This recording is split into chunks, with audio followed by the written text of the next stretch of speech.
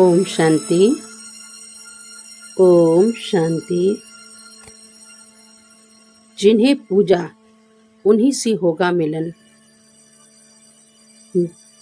शिव पर रोज दूध की लोटी चढ़ाते हैं, पूजा पाठ करते हैं सभी, ध्यान भी लगाते हैं सभी मनुष्य आत्माएं, चारों धामों की यात्रा भी करते हैं, कथा भी करते हैं, फिर भी जो चाहिए वो संतुष्टता नहीं मिल पाती है, अपने जीवन में अनुभव नहीं होती।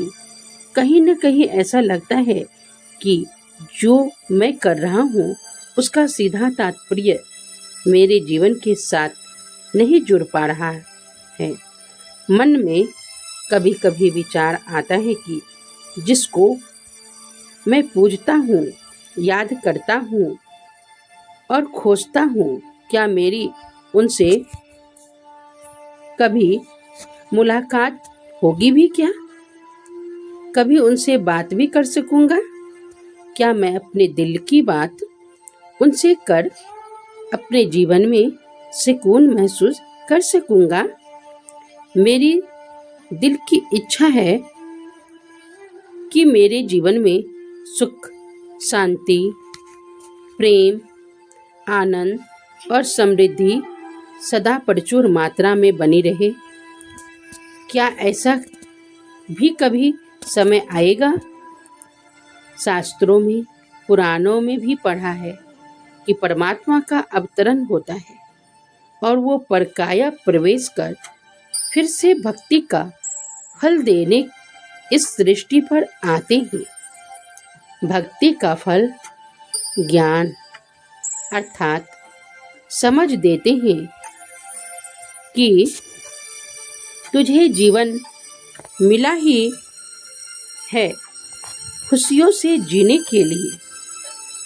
अब वे न सिर्फ अपना परिचय देते हैं बल्कि स्वयं हमारा भी सही परिचय देते हैं। साथ ही साथ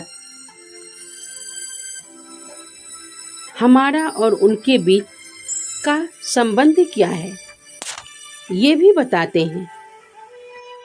हमारा और उनका संबंध पिता और पुत्र का ही होगा ना।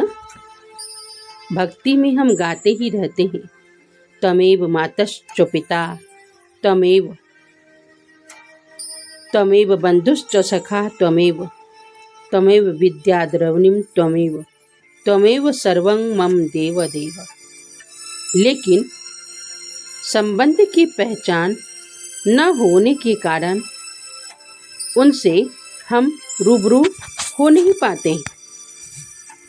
अब वे कहते हैं, तुम जाने अनजाने मुझे याद भी करते थे और पूजते थे भी।